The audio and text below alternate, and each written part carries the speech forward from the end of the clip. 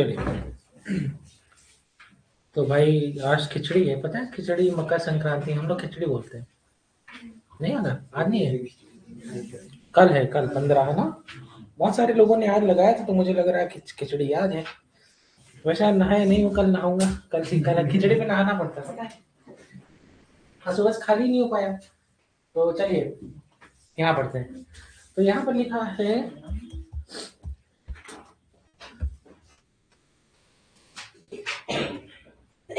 चलो यहाँ पर लिखा है विद सेकेंडरी। यहाँ तक मैंने आपको सिखा दिया। दक्ष बेटा आज आकर के तुम अपना वो लेते जाना, सर्टिफिकेट। ये सब हमसे कहते सर मेरा वो बना लीजिए, डीप सर्टिफिकेट का। ये बड़े चालाक है सब, सारी सर्विसेज लेते हैं। चलो यहाँ पर बात करते हैं लेबरमैन नाइट्रोसो टेस्ट। किसकी बात करने जा रहे हैं? Lieberman nitroso test. तो ये सेकेंडरी अमीन है और ये तुम्हारा नाइट्रस एसिड है। और जब तुम यहाँ पे इसको ट्रीट करोगे इसके साथ, तो अल्टीमेटली जो है यहाँ पर क्या प्रोडक्ट बना है? ऑक्सिन बना और फिनॉल बना।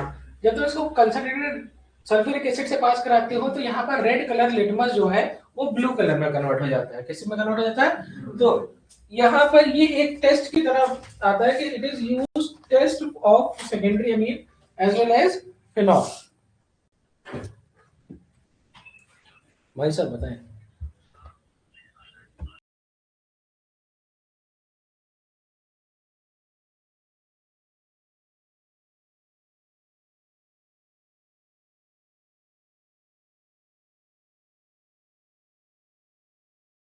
को समझ में आई? तो यहाँ पर देखो क्यों, क्या क्या बात है और क्यों मैं इसकी बात कर रहा हूँ। बेसिकली सेकेंडरी अमीन में भी ये कलर आ रहा है, और क्योंकि इसका एक बाई प्रोडक्ट फिनॉल भी है, तो फिनॉल फिनॉल के साथ भी ये टेस्ट होगा। तो मतलब हम फिनॉल को भी आइडेंटिफाई कर सकते हैं और सेकेंडरी अमीन को भी आइडेंटिफाई कर सकते हैं। बहुत इंपॉर्टेंट है, एग्जाम में जरूर आता है, नोट कर लीजिए। एक सेकेंड, ठीक है? ठीक है, तो यहाँ पर क्या बना? कोई नाइट्रोसामीन। क्या बना? क्योंकि प्रोडक्ट क्या है? नाइट्रोसामीन। ठीक है, N N dialkyl nitrosamine है ना, सिखाया नाम लिखना। N comma N dialkyl, N comma N dialkyl, लो पूरा नाम हो गया नाइट्रोसामीन। जब तुम इसको कॉन्सेंट्रेटेड सल्फ्यूरिक एसिड के साथ ट्रीट करते हो, तो ये रेड लिटमस को किस में कन्वर्ट कर देता है? ब्लू में। नोट कर लो, हो गया नोट? अगर आप लोग ये सब नहीं लिख रहे हैं तो आप अपने साथ पाप कर रहे हैं।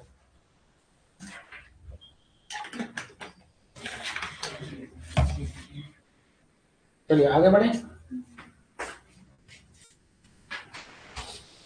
अब हम बात करते हैं टर्शियरी अमीन के साथ क्या होता है। किसके साथ? जब तुम टर्शियरी अमीन को नाइट्रस एसिड के साथ ट्रीट करते हो, तो यहाँ तुमको मिलता है नाइट्रोसामीन सबसे पहले। अब वो टर्शियरी अमीन में जो आर है वो एलिफेटिक भी हो सकता है और नोट करो।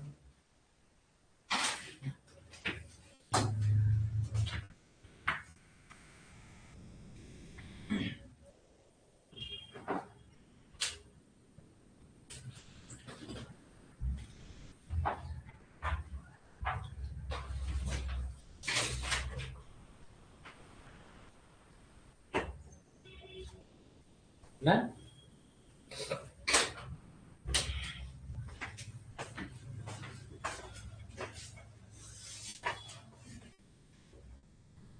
अब समझ में आ गया, एक ही जगह सब कुछ लिख दिए। प्राइमरी एलिफेटिक अमीन में नाइट्रोजन और अल्कोहल निकलेगा। सेकेंड प्राइमरी एरोमेटिक में डाइजोनियम सॉल्ट बनेगा। सेकेंडरी अमीन नाइट्रोसामीन लिक्विड फॉर्म में, टर्शियरी अमीन नाइट्रोसामीन का सॉल्ट फॉर्म। नोट करो।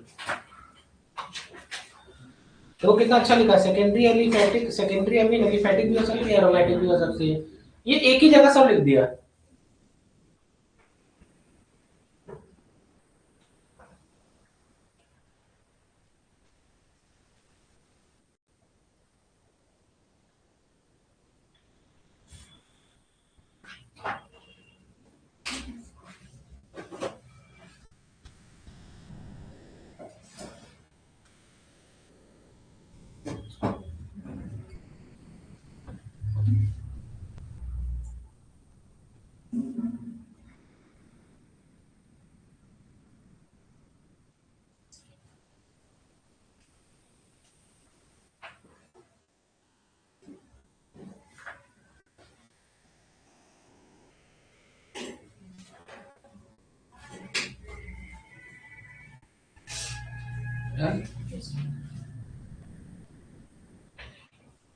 आगे बढ़ रहा है, ठीक है, बहुत अच्छा है।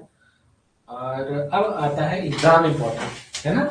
बहुत सुना है कार्बिलमीन कार्बिलमीन, तो देखो आ गया फिर से कार्बिलमीन। तो लिखा क्या है कि दिस इज कार्बिलमीन रिएक्शन, यहाँ इसी को कहते हैं आइसोसाइनाइड टेस्ट।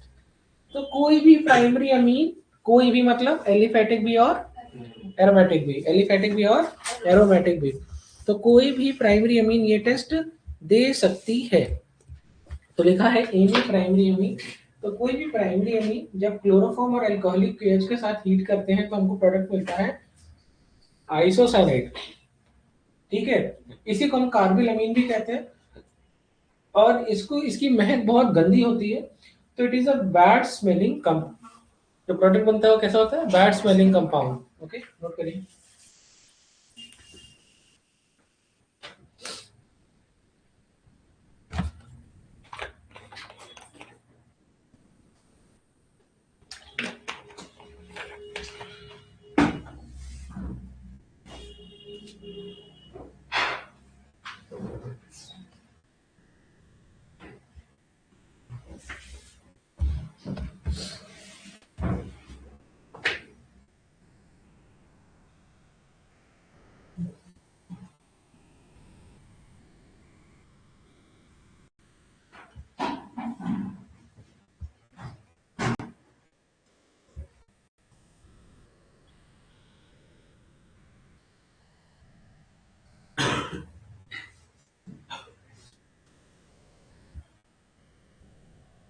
डन।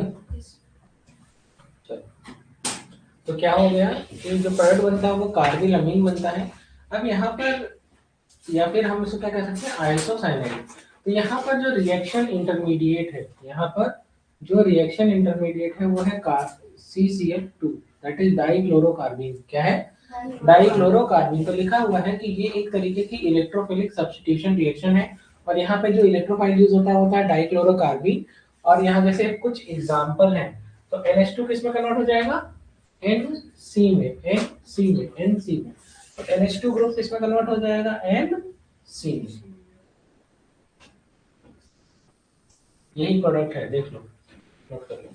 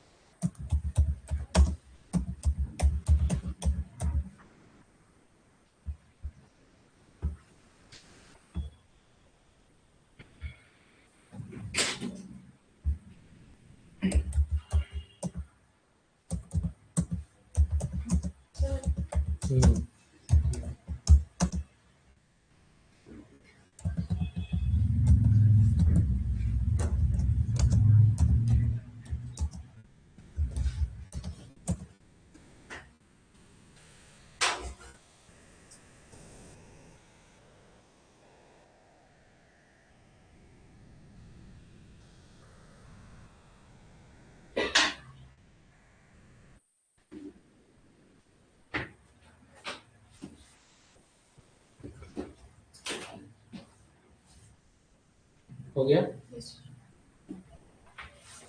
चलो, अब बात आती है एसिटाइलेशन की। किसकी बात आती है, एसिटाइलेशन कौन कौन देता है, तो given by primary amine, secondary amine, और ये क्या है, एरोमेटिक प्राइमरी अमीन ना, ठीक है। और ये क्या है, टर्शियरी अमीन। तो लिखा है कि टर्शियरी अमीन क्यों देता है, बिकॉज इट हैज, क्यों नहीं देता है, क्योंकि इसके पास क्या नहीं है, एसिडिक हाइड्रोजन नहीं है। टर्शियरी अमीन नहीं देता क्योंकि उसके पास एसिडिक हाइड्रोजन नहीं है।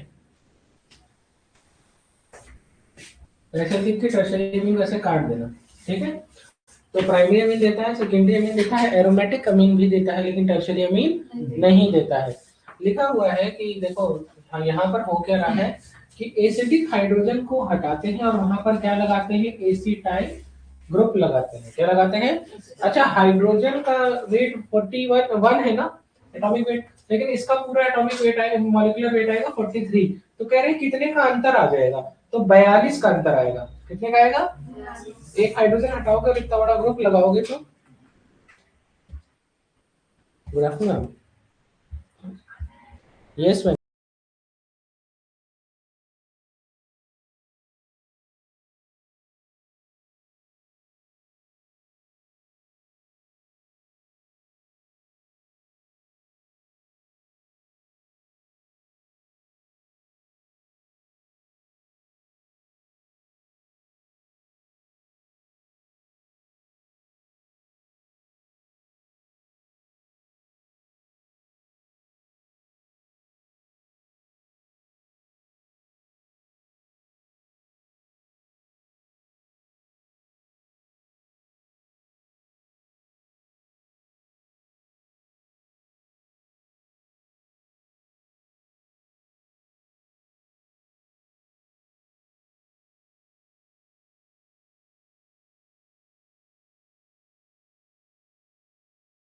ये यहाँ तक समझ में आ गया?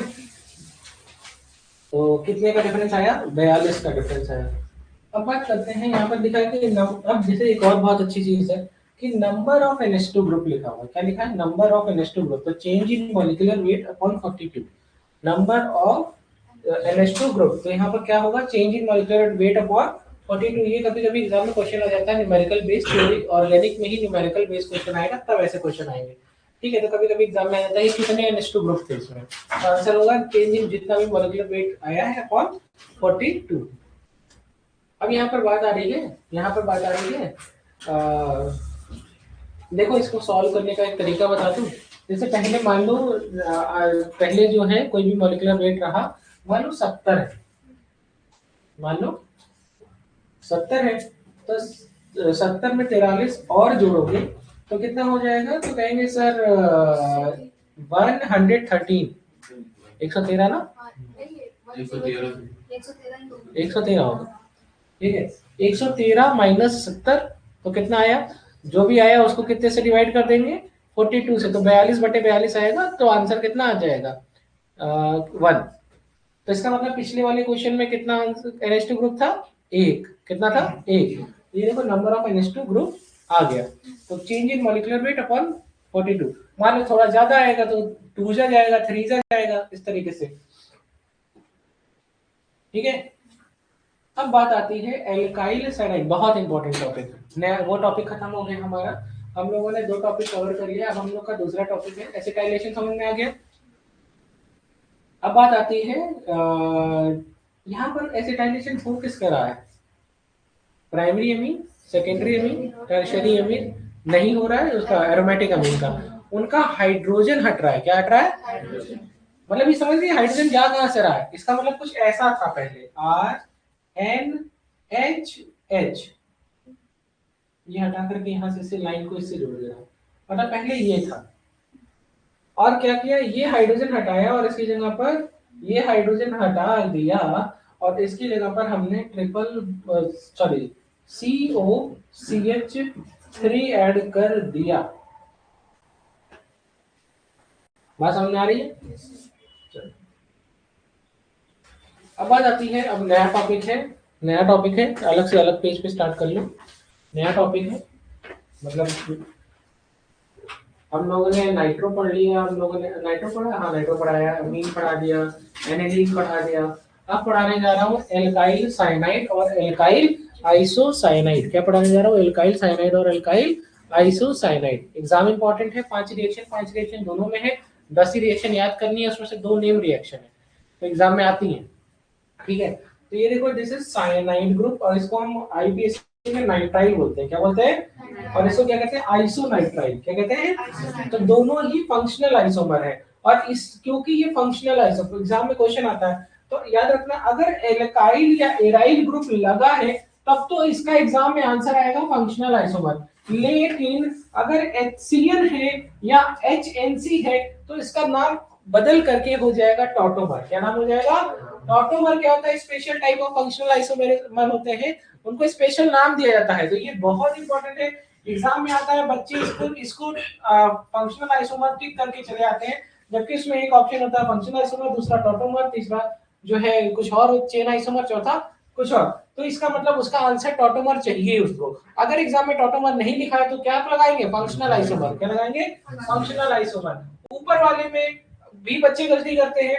एल्काइल साइनाइड, एल्काइल आइसोसाइनाइड का एग्जांपल रहता है फंक्शनल आइसोमर टॉटोमर। आदमी को लगता है हर बात पे टॉटोमर डालते हैं तो उसमें ही मार देते हैं। तो यहाँ ये दोनों क्वेश्चन बच्चे गलत करते हैं, इसलिए यहाँ पर स्पेशली आपको सिखा रहा हूँ।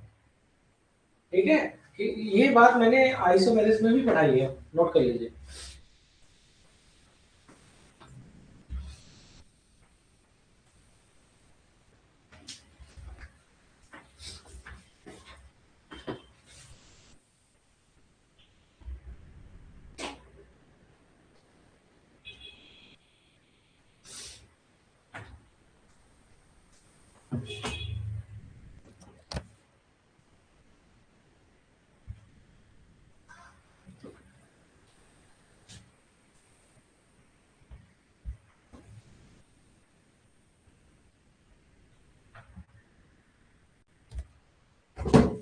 डन है या नहीं? हो गया। अब बात आती है एल्काइल साइनाइड की। देखो मैंने एक ही जगह सारे रिएक्शन लिख दिए, मजेदार, एक बार में आ जाएगा। सबसे पहले देखो क्या लिखा है, एल्काइल साइनाइड कौन कौन से रिएक्शन देता है। सबसे पहले क्या लिखी है? Complete hydrolysis. सबसे पहले हम क्या करने जा रहे हैं? कंप्लीट हाइड्रोलिसिस, चाहे एसिडिक मीडियम है चाहे एल्कलाइन, क्या बनाएगा? एसिड। क्या बनाएगा? कार्बन की संख्या उतनी ही रहेगी। अगर हम उसकी पार्शियल हाइड्रोलिसिस कराते हैं तो एसिड एमाइड बनता है। क्या बनता है? अगर हम उसका रिडक्शन कराते हैं, कंप्लीट रिडक्शन, क्या करा रहे हैं? तो हमारा प्रोडक्ट क्या बनता है? Amine, primary amine, any primary amine. अगर हम उसका रिडक्शन कराते समय लिथियम एल्यूमिनियम हाइड्राइड की जगह इथाइल अल्कोहल और सोडियम ले लेते हैं तो भी यही प्रोडक्ट बनता है। क्या प्रोडक्ट बनता है? ये एल्डिहाइड, नहीं सॉरी, प्राइमरी अमीन, प्राइमरी ये बनता है। लेकिन इसी का एक नाम हो जाता है, दैट इज मेंडियस रिएक्शन। बात को समझ लो फिर से, बात को समझ लो फिर से। इतनी चीज एक ही चीज है, इतनी चीज एक ही चीज है। अगर तुम ये रिडक्शन और या तो ये ले लो या तो ये ले लो तो ये कॉमन रिडक्शन रिएक्शन है। लेकिन अगर तुमने वहां पर सोडियम और एथाइल अल्कोहल ले लिया तो इसी का नाम पड़ जाएगा मेंडियस रिएक्शन। क्या हो जाएगा? मेंडियस रिएक्शन या मेंडियस रिडक्शन रिएक्शन, एक ही बात। और यहाँ पर क्या बनेगा? Primary amine. Number of carbon same है। अगर तुम मेटल, ठीक है, HCl, दैट इज SnCl2 और HCl ले लिया स्टीम के साथ, तो यहाँ पर जो प्रोडक्ट बनेगा वो एसिड का रिडक्शन होगा तो एल्डिहाइड बनेगा। क्या बनेगा? एल्डिहाइड। कार्बन की संख्या सब जगह सेम है, कहीं कार्बन की संख्या कम नहीं हुई, तो ये नोट कर लेना।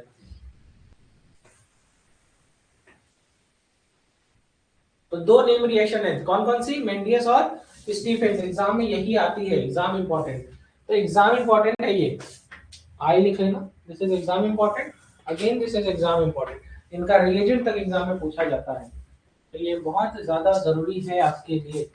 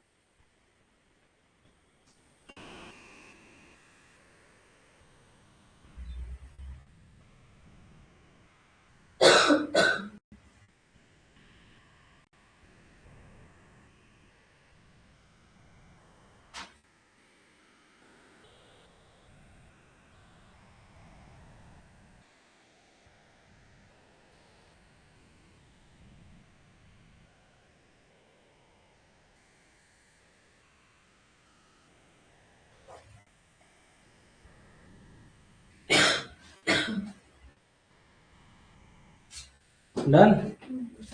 चलो अब है आइसोसाइनाइड। क्या है? आइसोसाइनाइड। तो एक बार हमने उसकी हाइड्रोलिसिस करा दी, कंप्लीट हाइड्रोलिसिस। तो क्या बना? एसिड और प्राइमरी अमीन। ये देखो, ये किसमें कन्वर्ट हो गया? एसिड में। और ये किसमें बन गया? एमीन में। बात समझ में आ गई? जब हम इसका रिडक्शन करा रहे हैं, चाहे प्लेटिनम पैलेडियम के साथ, चाहे लिथियम एल्यूमिनियम हाइड्राइड के साथ, और चाहे वही मेंडियस रिएक्शन जो हम लोगों ने पीछे करा था, सोडियम प्लस एथाइल अल्कोहल, तो वहां पर क्या मिल रहा है? तो कहेंगे सेकेंडरी अमीन। क्या बन गया? बात समझ में आ गई? नोट कर लीजिए।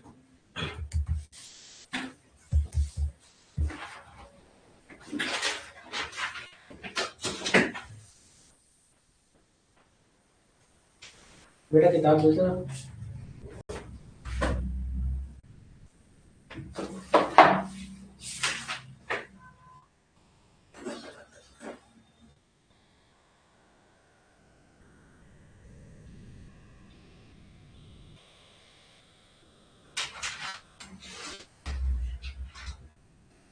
ये एग्जाम में क्वेश्चन केमिकल बॉन्डिंग में आएगा, मैं बता दे रहा हूँ। पेज नंबर 260 लिख लो, मैं बोल रहा हूँ।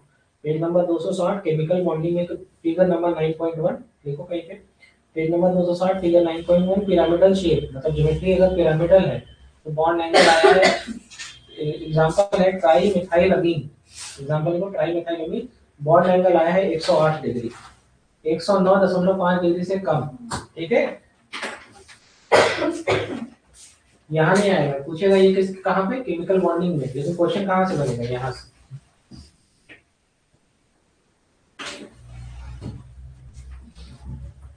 देखो मैंने क्लासिफिकेशन पढ़ा दिया, मैंने नोमेनक्लेचर लिखना सिखा दिया। तो इसके बाद इंडेक्स क्वेश्चन 9.1 9.2 कर सकते हो, कोई दिक्कत नहीं आएगी। लिखते जाओ, जो बोलता जा रहा हूँ। इंडेक्स क्वेश्चन 9.1 9.2 कर लेना खुद से। प्रिपरेशन ऑफ अमीन मैंने पूरा पढ़ा दिया है। एग्जांपल 9.1 कर लेना, हो जाएगा। ठीक है, देखो मैंने कल ही पढ़ाया है कि अगर अमोनिया एक्सेस में है तो क्या बनेगा, और अगर एल्काइल हैलाइड एक्सेस में है तो क्या बनेगा, मैंने कल पढ़ाया है। तो NH2 R3NH, R2NH, फिर R3NH, फिर RNH, R4NX बढ़ाया था, N प्लस एक्स माइनस।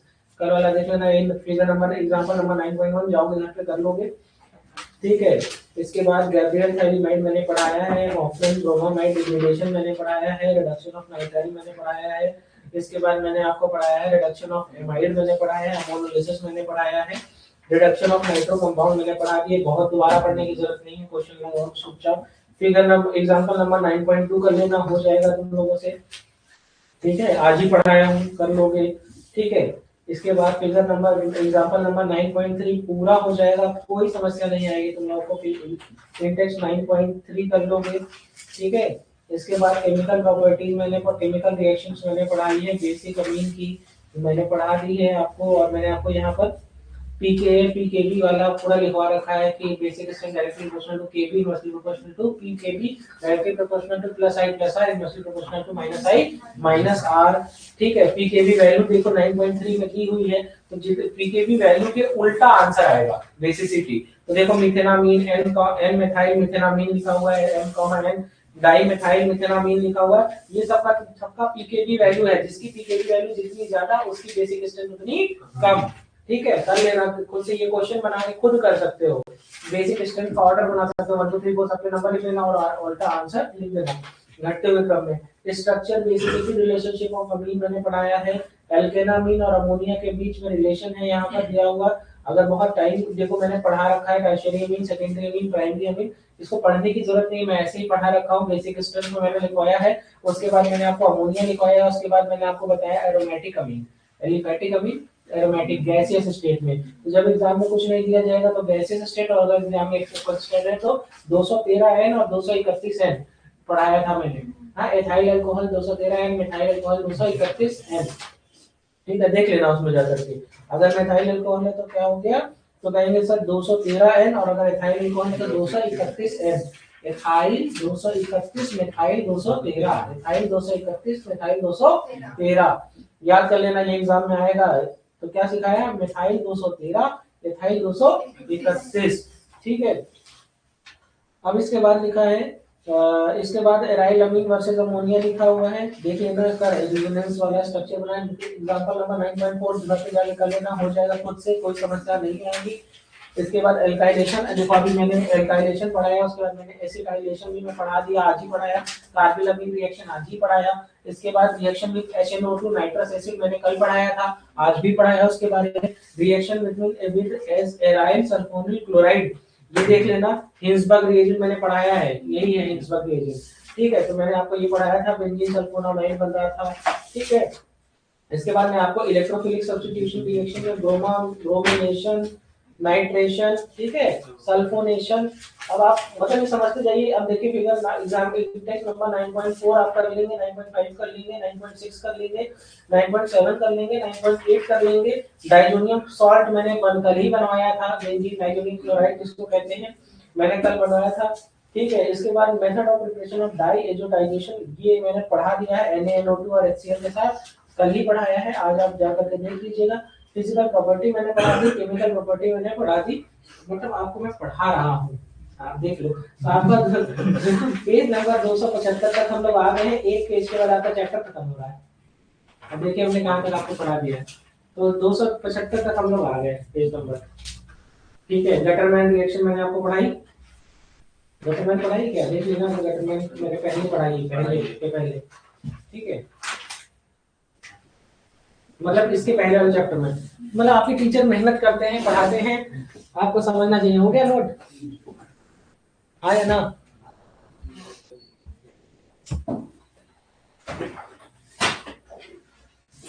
चलो ये क्वेश्चन देखो, और एग्जाम में ये क्वेश्चन आया हुआ था, मैंने सीखने के लिए वो क्वेश्चन लिख दिया है। ये कौन सा रिडक्शन है? Stephen reduction. देखो SnCl2 और HCl लिखा हुआ है ना, तो यहाँ पर क्या होता है, एल्डिहाइड बनता है। मैंने बोला था ना, एसिड से एल्डिहाइड। और अगर SnCl2 की जगह Na+C2H5OH लिखा होता तो आंसर होता एमीन, प्राइमरी अमीन, ठीक है। तो यही हो जाता CH3 CH2 और NH2, क्या हो जाता CH3 CH2 NH2। अब यहाँ पर देखो क्या लिखा है, एराइल साइनाइड है, ठीक है। तो बस उसी में सेम रिएजेंट यूज किया, फिर आंसर वही बनना, चाहे एराइल हो चाहे एल्काइल, उससे फर्क नहीं पड़ता है।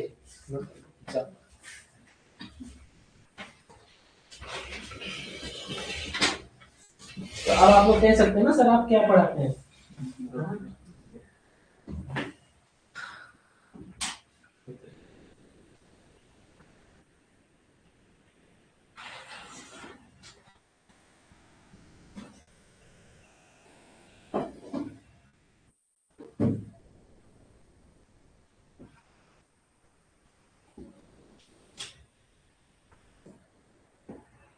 कल मेरी एक पेशेंट थी, उसकी मेडिसिन डिस्पैच होनी थी फर्स्ट मैट की, तो उसकी बिल बनी 3,450 रुपए की।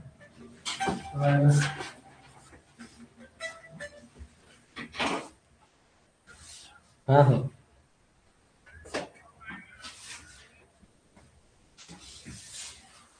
6:30 बजे को। हाँ हाँ हाँ हाँ हाँ हाँ हाँ हाँ, नहीं नहीं खाली, ठीक ठीक ठीक ठीक ठीक, हाँ हाँ अभी अभी क्लास में हूँ, ठीक है, कर सकते हो, कोई दिक्कत नहीं। Okay okay. तो उसकी बिल होनी थी 3,450 की, और वो पता नहीं किस दिमाग में, तो उसने 345 की पेमेंट करी। अब कह रही डॉक्टर साहब देखिए हो गया, डॉक्टर साहब काम कर रहे हैं, डॉक्टर साहब कहाँ से देखे, हमने कहा आपने कर दिया तो हो गया होगा, मैं अपना काम कर रहा। तो ऐसे ही मैं प्रशांत सर से पूछा यार पेमेंट नहीं थी क्या, तो कह रहे हाँ 345 की। मैंने 3,450 की आनी थी। तो हालांकि पेमेंट को मैंने अपडेट किया, पेशेंट को अपडेट करवाया, तो पेशेंट ने बाद में किया पेमेंट, हाँ। और उसके बाद उसने फिर से लिखा कि सर देखिए आ गई क्या। अब मैं फिर से केस कर रहा तो मैंने कहा अगर की होगी तो आई गई। अब उसने पेमेंट करी, पेमेंट हिस्ट्री में पेमेंट आ नहीं रही। अब मैं पेशेंट से पूछ भी नहीं रहा कि यार क्या है, तो बाद में मैं ऐसे रात में ऐसे अपना फोन देख रहा था, तो मैंने देखा कि उसमें एक नोटिफिकेशन था गूगल पे का, वो मेरे ही नंबर पे उसने पेमेंट कर दी, मतलब ऑफिस के नहीं पर्सनल नंबर पे पेमेंट कर दी थी, रिमेनिंग अमाउंट 3,150 के आसपास समथिंग। तो मैंने देखा, फिर अच्छा हुआ मैंने उसको मैसेज नहीं किया था कि पेमेंट नहीं आई अभी तक। थोड़ा एम्बैरेसिंग हो जाता ना, तो उसने थोड़ा गलती से मेरे ही नंबर पे कर दी फॉरवर्ड, चलो आ गया पैसा। ये पैसा वैसा आ जाना चाहिए। एक्सीडेंटल केसेस जब होते हैं तब पैसा फंसता है। अब पेशेंट आ गया, तुमने ट्रीटमेंट कर दिया, ये जानते रहना ये तुम लोग के साथ भी होगा। जिसको आदमी लेके आया है, हाँ, और वो आदमी आया पड़ा हुआ है तो अंदर बैठा हुआ है, उसको नहीं पता कितने की कहाँ बिल कट रही है। अब उस आदमी से कह दिए भैया पैसा इतना बिल कटेगा, वो कह रहा है हम तो सड़क पे पड़े थे उठा के लाख दे दिए। समझो। तो एक बार हो चुका है ऐसा। तो बिल विल बन गई है, वो हम तो ये तो सड़क पे पड़े थे, हम उठा के ला करके दे दिए। तो हाँ हम लोग कर रहे उतने में एक ने गाड़ी खड़ी कर रखी थी चालू, दूसरा निकला बाहर और चला गया। अब वो आदमी लेटा हुआ है हमारी पौड़ी क्लिनिक पे, वहां लेटा हुआ है वो। अब उससे क्या पैसा ले, वो भी कह रहा हम कुछ नहीं लेके आए हैं। तो होता सीन क्या है, ये तुम लोग के लिए बता रहा है कि कभी कभी ऐसा होता है एक्सीडेंटल केसेस, तो उसमें बेसिक ट्रीटमेंट करके भेज दो, या उनके अटेंडेंट को इन्फॉर्म कर दो भैया इसके बाद इतना पैसा लगेगा। हमारे पैसा फंसता तो गुस्सा लगता है ना यार, मेहनत भी करवा दिया है अटेंडेंट का। तो ये सब याद रखिए सब, इसीलिए क्लिनिक पे कहते हैं कि प्राइवेट क्लिनिक पे जो है गए थे ट्रीटमेंट नहीं किया, तो पैसा ही नहीं दे रहे हो, क्या कर लिए, अपनी जेब से लगा के देगा क्या। तो बात समझ में आ जाएगी, इंसानियत नहीं है प्राइवेट हॉस्पिटल वालों को। तो जब मैं फर्स्ट ईयर में था, जैसे मैं कॉलेज गया तो तब तो बहुत बड़ा जोश होता है कि मैं ही सबसे महान डॉक्टर बनने आया हूँ। तो क्या हुआ, मैं अपने कॉलेज से निकला, एक आदमी का एक्सीडेंट हो गया, आगे निकला थोड़ी दूर के बाद। अब उसके पास में ही एक कार्डियोलॉजिस्ट का क्लिनिक चलता था। तो मैं उसी समय नया नया जवान डॉक्टर बना था, एप्रन पहना हुआ था। तो मैंने रुका और मैंने देखा उसको, सांस वास आ रही थी, कोई उसको छू नहीं रहा था, फोटो ही खींच रहे थे। तो जो है कोई कह रहा पी के चला रहा है, कोई कह रहा कुछ, अबे गिरा है तो पहले उठाओ ना, क्या कर लोगे, जज कर रहे हो उसको। हाँ, यहाँ लेटा है। तो हाँ, तो उसके बाद मैं उसको गया, तो उसके बाद जो है मैं गया डॉक्टर साहब के पास, हमने कहा सर ऐसे है, मैं स्टूडेंट हूँ फर्स्ट ईयर का। तो पहले डॉक्टर ने मुझे खुद ही हल्का सा हिंट देने कहा कि अभी यहाँ मत ले जाओ, कहीं और ले जाओ। मतलब क्योंकि वो डॉक्टर नहीं कह सकता, क्योंकि लड़के के अंदर जोश भरा हुआ है। तो मैं अपना सारा काम छोड़ कर उसको देख रहा हूँ। तो उसके बाद देखा कि यार मैं, तो उन्होंने कहा ठीक है तुम जाओ, मैं एम्बुलेंस भेज देता हूँ। उन्होंने एम्बुलेंस नहीं भेजी। अच्छा किया नहीं भेजी। मैं इसलिए कहता हूँ कि अच्छा किया, क्योंकि गवर्नमेंट की जो एम्बुलेंसेज होती हैं वो ज़्यादा अच्छे तरीके से चीज़ों को कैटर करती हैं, क्योंकि वहाँ पे रिस्पॉन्सिबिलिटी हो जाती है।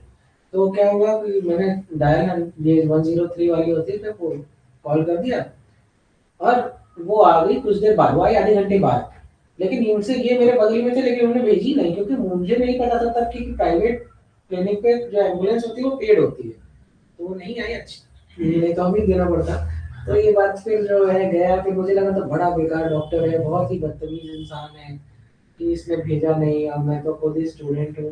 मैं उसको अपने हॉस्पिटल कॉलेज तक लेकर गया, हॉस्पिटल में एडमिट करा दिया था। तो मेरे अंदर दिमाग में था यार मैं ही कितना अच्छा इंसान हूँ देखो, और वो नहीं भेजा, मैंने फिर भी आखिरी मोमेंट तक। हाँ ये बात अच्छी है कि आप उस चीज को टेकर करिए, आपने उसने किया, सब कुछ ट्रीटमेंट करवाया। लेकिन यार हर कोई रिस्पॉन्सिबिलिटी नहीं लेगा। हम लोग की स्कूल इंटीग्रेटेड प्रोग्राम भी चलते थे प्रश्नोत्तर के, अभी इन्होंने रोक रखा है, कहीं भी नहीं होता। तो हम लोग जब जाते थे तो अक्सर करके एक्सीडेंट्स हुए रहते थे, क्योंकि हम लोग एक्सप्रेस वे से जाते थे, ये लखनऊ आगरा वाले। तो अक्सर करके एक्सीडेंट्स होते थे, वहाँ मेरा रोल यही होता था कि जैसे गाड़ी रुकी और मैं उतर के जा रहा हूँ, इनको ठीक कर रहा हूँ, उनको देख रहा हूँ, उनकी ब्लीडिंग रुकवा रहा। कई कई बार हम लोगों ने ऐसा किया है, कई कई बार हम लोगों ने ऐसा किया है। कभी नानी से मिलने जा रहे हैं कानपुर, रास्ते में आदमी पड़ा हुआ है, रोक करके गाड़ी, पहले भैया फर्स्ट एड कर दिया उसका, फिर एम्बुलेंस आ गई, बैठवा के भिजवा दिया। तो ये अच्छी बात है कि मैं कर सकता हूँ, लेकिन अब कभी कभी लगता है यार कितने लोग का मैं कर दूंगा, लेकिन लोगों को एजुकेट होना चाहिए। ठीक है, चलो यहाँ पर अब बात आती है मैकेनिज्म, क्या हुआ था इस पूरी रिएक्शन के दौरान, हुआ क्या था। तो रिएक्शन के दौरान क्या हुआ था कि अब सबसे पहले एल्काइल साइनाइड एक इंटरमीडिएट सिचुएशन में जाता है, जो कि बहुत ही अनस्टेबल होते हैं, दैट इज एल्डिमीन हाइड्रोक्लोराइड। और जब वो उसके बाद फर्दर जब उसका हाइड्रोलिसिस होता है तब जाकर के एल्डिहाइड बनता है। तो कई कई बार रिएक्शन में क्वेश्चन एग्जाम में आया एक दो बार, और उसमें इन्होंने ये नहीं किया, उन्होंने 4 ऑप्शन दिए और ये वाले ऑप्शन दिए, ये नहीं दिया, 4 ऑप्शन दिए और ये वाले दिए कि बताओ इसमें से कौन सा है। तो मैकेनिज्म आनी चाहिए नीट एस्पिरेंट को, बोर्ड्स वालों को नहीं आनी चाहिए, लेकिन नीट एस्पिरेंट्स को आनी चाहिए। ये है इसकी मैकेनिज्म, ये आप लोग नोट कर लीजिए।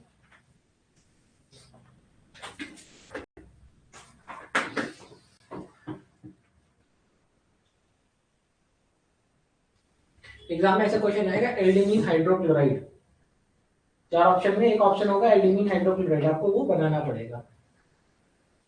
कौन सी रिडक्शन रिएक्शन है ये? स्टीफेंस। कौन सी? स्टीफेंस।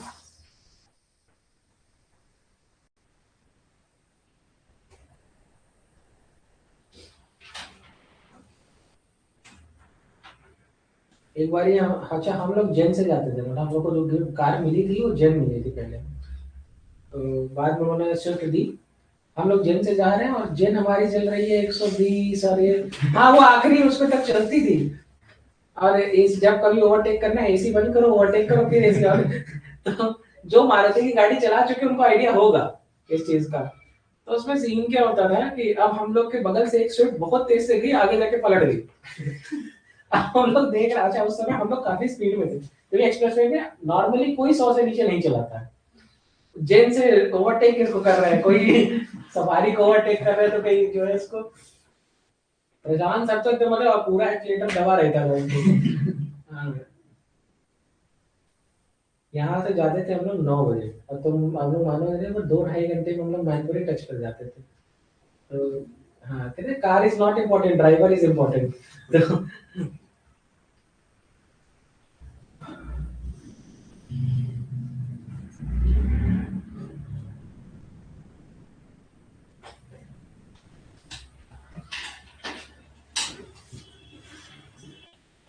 और जो हम लोग को पहला स्कूल मिला था आईपी के लिए, कहते ना अपनी फॉर्म जब चलाओ, तो अभी से यहाँ लखनऊ में सीन क्या है कि लखनऊ में एक पूरा वो चलता है, गिरोह चलता है। गिरोह इस तरीके से काम करता है कि हम स्कूल से उनका टाई अप है, लखनऊ में और कोई कोचिंग वहां पर नहीं जा सकती अपना प्रमोशन करने के लिए।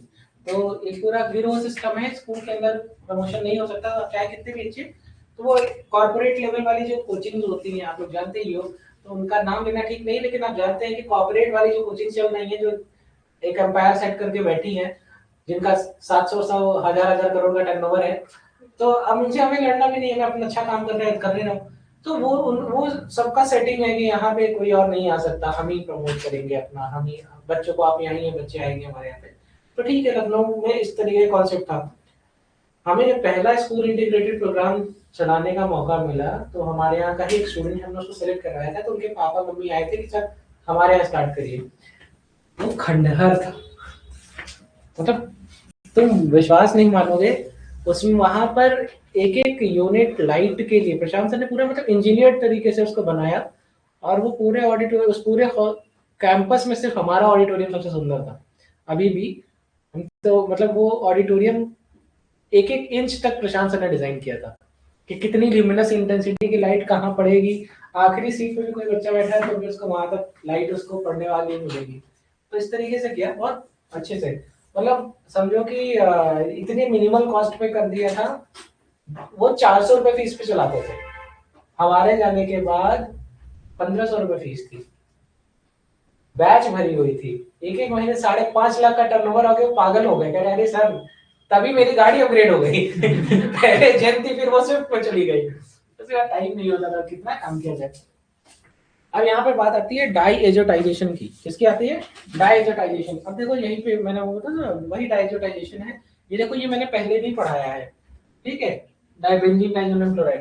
तो यहाँ पर बात आती है डाई एजोटाइजेशन, तो बेंजीन डाइजोनियम क्लोराइड। तो यहाँ दिस इज एनिलीन, जो एरोमेटिक है, NaN2HCl 0 से 5 डिग्री सेल्सियस, मतलब बहुत कम टेम्परेचर पर। और ये किस में कन्वर्ट हो जाता है? बेंजीन डाइजोनियम क्लोराइड में। अब यहाँ पर लिखा हुआ, यहाँ पर अब हमने और क्या ले लिया, अगर ये इसकी जगह पर एलिफेटिक अमीन हो जाए, क्या हो जाए? एलिफेटिक। एरोमेटिक थी तो बेंजीन डाइजोनियम क्लोराइड बना, लेकिन अगर एलिफेटिक अमीन होगी, प्राइमरी अमीन होगी, तो क्या होगा? यहाँ पर देखो क्या बना, पहले सबसे पहले समझो कि नाइट्रस एसिड बनता है। क्या बनता है? इसका जो अल्टीमेट है दैट इज नाइट्रस एसिड। अब नाइट्रस एसिड को ब्रेक इस तरीके से करो जैसे मैंने पहले भी किया हुआ है, आप लोग देखो मैंने क्या कहा, ऐसे ब्रेक करो, OH लगाओ, L लगाओ और O लगाओ, तो यहाँ पर क्या बना? एल्कोहल डाइनाइट्रोजन और वाटर, ये एक बार पूछा भी था कि किसमें से किसमें नाइट्रोजन गैस इवॉल्व हो रही है।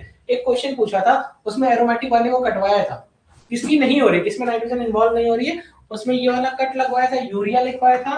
और एक और एग्जांपल कराया था अलग से, ये बेटा ये वाला तुम लोग को नहीं पता होगा, हाँ लिखवाया होगा, आप लोग पीछे देख लेना। तो ये एक और एग्जांपल नोट कर लो, थोड़ा सा समझा दूं आगे भी। तो अब देखो आगे भी समझ लो, this is benzene diazonium chloride, और हमने यहाँ पर कराया सैंडमेयर रिएक्शन। क्या कराया? Sandmeyer reaction. अब यहाँ पर देखो, ये एग्जाम आपकी बुक में भी लिखा हुआ है। अब वहाँ पे तुम Cu2Cl2 और HCl ले लो, Cu2Br2 HBr ले लो, CuCl और KCl ले लो। तो Cu2Cl2 ले लोगे तो क्लोरोबेंजीन बनेगा, ब्रोमोबेंजीन बनेगा और बेंजीन नाइट्राइल बनेगा। ठीक है, नोट कर लीजिए। अब इस और बाई प्रोडक्ट में क्या निकलेगा? Nitrogen gas. अगर तुम Cu2Cl2 है और अगर यहाँ पर क्या है, जीरो होगी ना, वहां +1 हो गई होगी, यहाँ पर +1 है, देखो ना ऑक्सीडेशन स्टेट, 2 क्लोरीन है, 2 -1 तो 2 +1 भी तो होगा। तो यहाँ पर तो ये है, यहाँ जीरो है। तो अगर कॉपर और HCl लोगे तो नाम हो जाएगा गटरमैन रिएक्शन, और अगर अगर जो है Cu2Cl2 लोगे तो नाम हो जाएगा सैंडमेयर रिएक्शन। क्या हो जाएगा? Sandmeyer reaction. और यहाँ पर Ki के साथ अगर हीट कर दिया तो क्या बनेगा? आयोडोबेंजीन। क्या बनेगा? आयोडोबेंजीन। अब यहाँ पर देखो कि बेंजीन डाइजोनियम क्लोराइड को ट्रीट किया HBF4 के साथ, तो यहाँ पर बना बेंजीन डाइजोनियम टेट्राफ्लोरोबोरेट। अगर हमने उसको सिर्फ हीट किया तो बन गया फ्लोरोबेंजीन, और इस रिएक्शन का नाम होगा बाल्जीमैन रिएक्शन। क्या होगा? और अगर हम इसको Cu और NaNO2 के साथ हीट किए तो बना हमारा नाइट्रोबेंजीन। बात समझ में आ गई? अब यहाँ पर बेंजीन डाइजोनियम क्लोराइड का हमने कराया रिडक्शन, किसके साथ? एक्वस H3PO2 के साथ करा सकते हो, C2H5OH के साथ करा सकते हो, SnCl2 और NaOH के साथ करा सकते हो। रिडक्शन कराओगे तो क्या बनेगा? बेंजीन और डाई नाइट्रोजन। अब इसके बाद आती है कपलिंग रिएक्शन, पढ़ाने लायक है, नेक्स्ट उसको पढ़ा देंगे, ज्यादा हो जाएगा ना। यहाँ से लिखवाना था, ये नहीं पढ़ाया क्या? अच्छा आगे करेगा, ये कल पढ़ाएंगे। यहाँ से यहाँ तक पढ़ा दिया ना? नोट हो गया? नोट हो गया? नोट हो गया? नोट करो,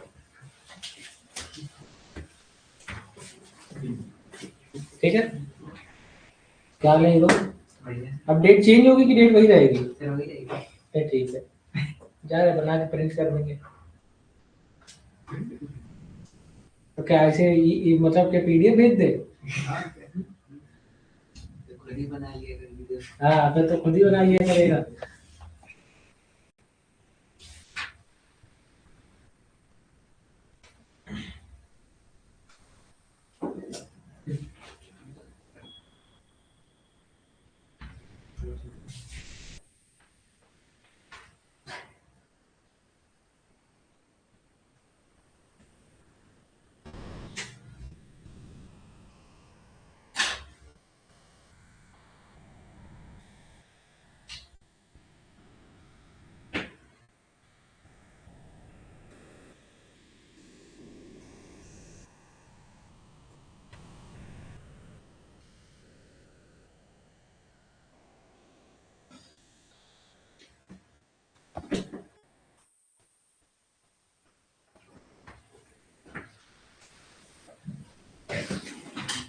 हो गया?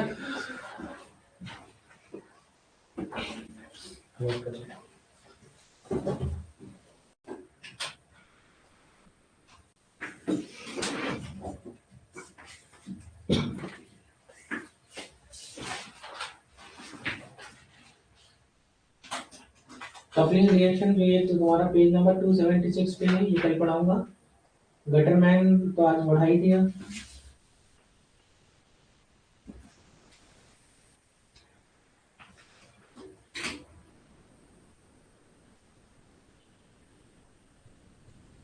गटरमैन भी पढ़ा दिया, सैंडमैन ये लिख ही रहे, उसके बाद गटरमैन पढ़ाऊंगा, ठीक है।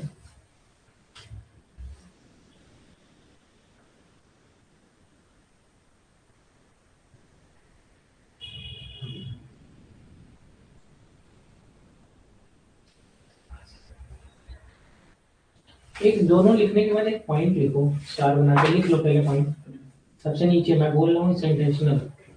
अलग से लिख लो पहले, फिर लिखते रहो, कोई दिक्कत, नीचे लिखो एक पॉइंट, तब फिर थोड़ा सा गैप देते रहो। देखो या ऊपर लिख लो, अपनी कॉपी की सबसे ऊपर जगह होती है ना, वहां स्टार बना के लिखो। yield in Sandmeyer reaction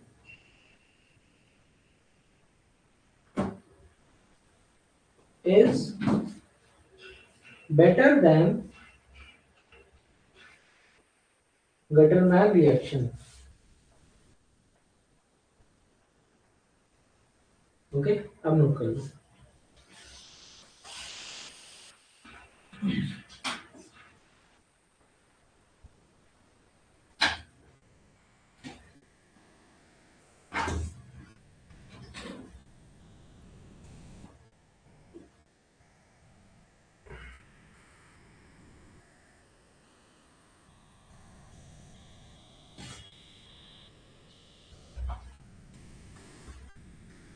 done, आगे बढ़े, नोट कर लो गुटरमैन रिएक्शन।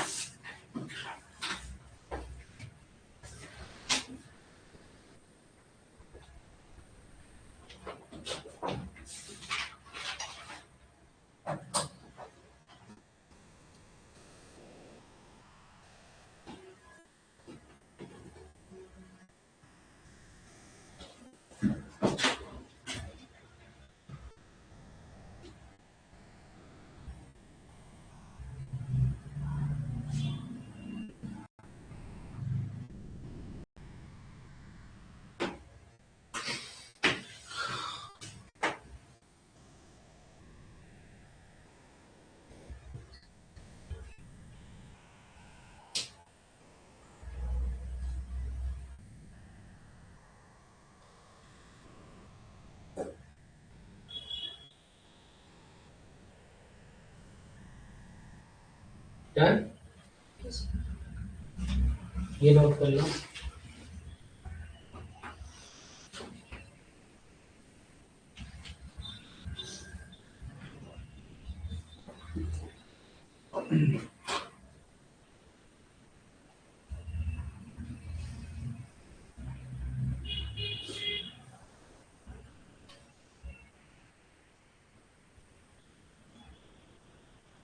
हो गया,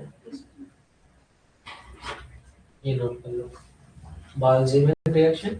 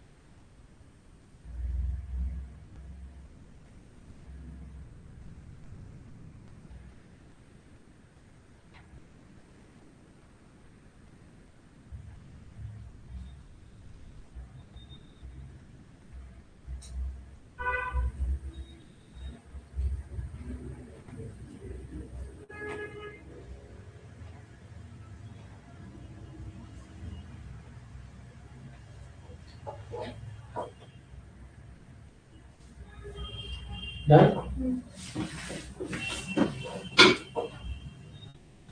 ये नोट करो।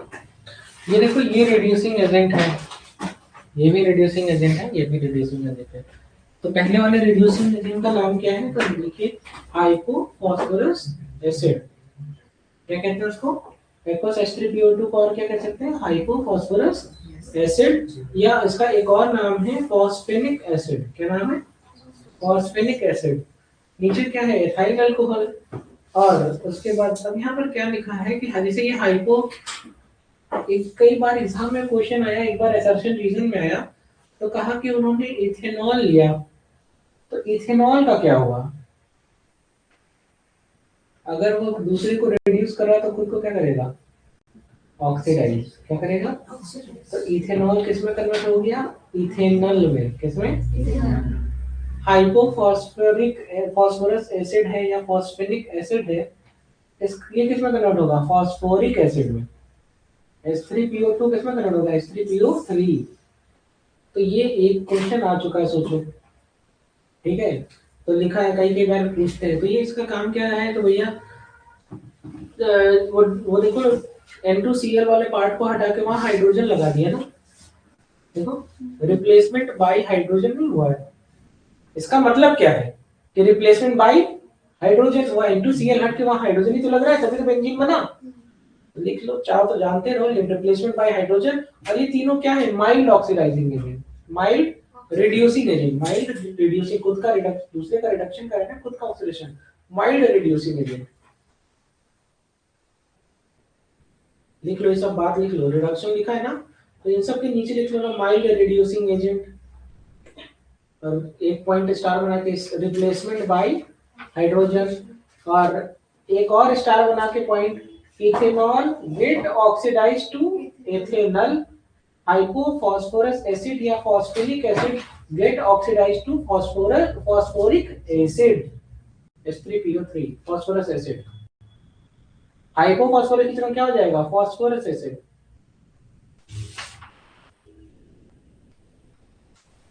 H3PO2 एरो बनाना है, ऐसे नीचे लिखना है H3PO2 एरो बना करके क्या लिख लेना है? H3PO3।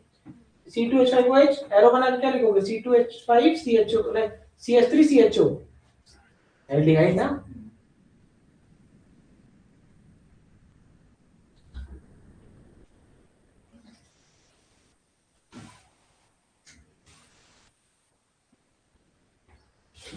मतलब यहाँ पर तुम और क्या लिख सकते हो? तो मुझे अगर लिखना होगा तो मैं यहाँ लिखूंगा CH3 plus CH3CHO plus HCl। और क्या लिखूंगा? मतलब इसके अलावा और क्या बन रहा है? अगर मैं ये लूंगा तो मैं लिखूंगा प्लस H3PO3 प्लस HCl। तो ये बाई प्रोडक्ट ही तो हुए। वो रिएजेंट का काम क्या हुआ, तो वो दिखा रहा हूँ, रिएजेंट आगे जाके कंज्यूम हो गया। ठीक है, तो अभी मैंने यहाँ पर क्या हुआ है? Replacement bye hydrogen. क्या हुआ है? Replacement bye hydrogen.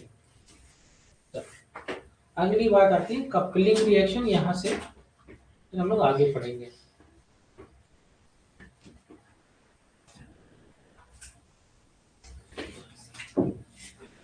So this is all about this chapter. Next class में मिलते हैं। Thank you.